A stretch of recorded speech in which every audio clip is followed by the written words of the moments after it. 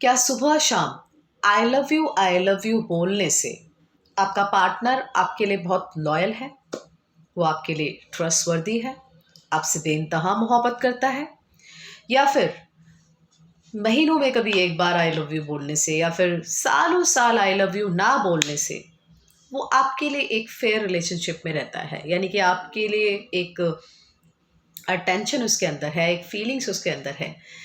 आजकल मोस्टली देखा गया है कि जिस तरीके से रोमांस को लोग दिखा रहे हैं वो प्यार होता ही नहीं है।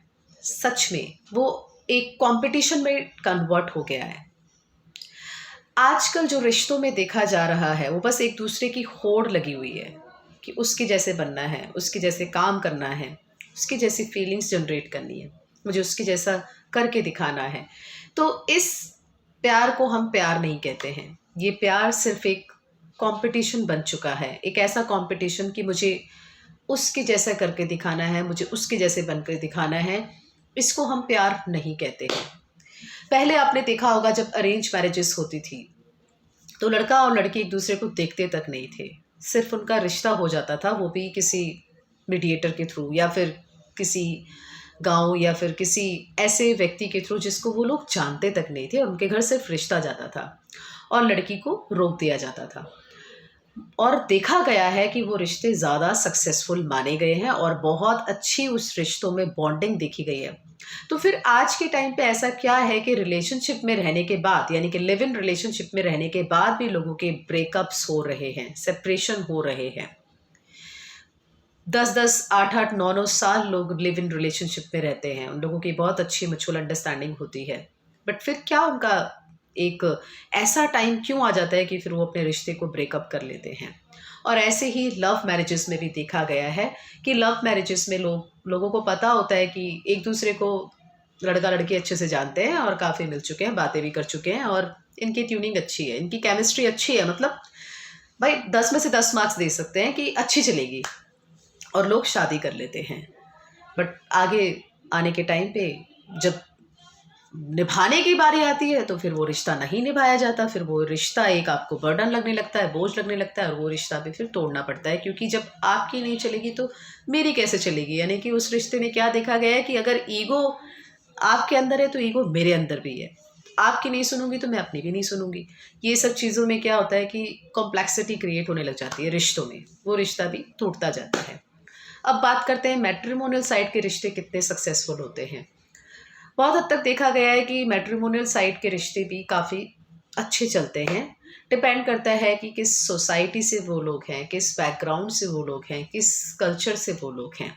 अगर सेम कम्युनिटी से आपको रिश्ता मिल जाता है तो देखा गया है कि वेल एंड गुड है, रिश्ते अच्छे चलते हैं। लेकिन अगर दोनों का कल्चर अलग अलग है तो थोड़ा सा कॉम्प्लेक्सिटी उनमें देखी गई है, क्योंकि जब आपके कल्चर को समझना पड़ता है या फिर उसके कल्चर को समझना पड़ता है तो कहीं ना कहीं थोड़ी बहुत कॉम्प्लेक्सिटी रिश्तों में आती है, बट ज़्यादा नहीं आती है, वो रिश्ते भी अच्छे चलते हैं। मैं यहाँ पे बात करना चाहती हूँ कि जिस तरीके से आजकल एक ट्रेंड चल चुका है कंपटीशन का, वो कंपटीशन चाहे आप रिश्तों के अंदर लगाइए, चाहे आप अपनी मेंटालिटी के अंदर लगाइए, चाहे आप अपनी पर्सनालिटी के अंदर लगाइए, चाहे आप अपनी थॉट के अंदर लगाइए, लेकिन बहुत ज़्यादा कंपटीशन बढ़ रहा है। एक दूसरे को देख के लोग कॉम्प्लेक्सिटी क्रिएट करते हैं और उसके बाद वो उसके जैसा बनने का प्रयास करते हैं, लेकिन उसके जैसे बनने के चक्कर में वो अपनी एक ओरिजिनलिटी, जो उनका एक अस्तित्व होता है, वो उसको पीछे छोड़ देते हैं और फिर समाज में उनका एक अलग आइकन निकल के आता है जो होता है ड्यूअल पर्सनालिटी। ड्यूअल पर्सनालिटी क्या होता है? ये लोग कभी भी अपने आप को अपने जैसा नहीं समझते हैं। ये लोग हमेशा एक कॉपी केक बन के रह जाते हैं कि what is the meaning of copy cake. Copy cake मतलब कि उसके जैसे बनना है, उसकी जैसा एक्ट करना है, उसकी जैसा बन के ही दिखाना है, और उसके जैसे बनने के चक्कर में वो अपनी ओरिजिनलिटी को, अपने अस्तित्व को बहुत पीछे छोड़ देते हैं और ड्यूअल पर्सनालिटी बन के रह जाते हैं, ना इधर के ना उधर के, बीच में रह जाते हैं कि अगर आज सूरज ईस्ट से निकला है तो मैं वहाँ से भागूंगा, आज सूरज वेस्ट से निकला है तो मैं उस तरफ से भागूंगा। बट जिस तरफ से सूरज निकलता ही है उस तरफ से क्यों नहीं जाना है? अपनी ओरिजिनैलिटी को हमेशा बना के रखिए, अपने अस्तित्व को बना के रखिए, किसी के जैसे बनने की कोशिश मत कीजिए। हर किसी को भगवान ने कुछ ना कुछ ज़रूर दिया है, कोई भी इंसान संपूर्ण और सक्सेसफुल नहीं है। सब बनते हैं, प्रयास करते हैं, उसके बाद अपने आप को वो निखारते हैं। तो कोशिश कीजिए कि जैसे आप हैं वैसे ही रहिए। चाहे आप जैसे दिखते हैं, जैसे बोलते हैं, जिस तरीके से आपका व्यवहार है, आपको वैसे ही रहना चाहिए। तो मैं पूरी कोशिश करूँगी कि आप एक ड्यूअल पर्सनैलिटी बन के नहीं रहेंगे, किसी भी कॉम्पिटिशन के पीछे आप नहीं भागेंगे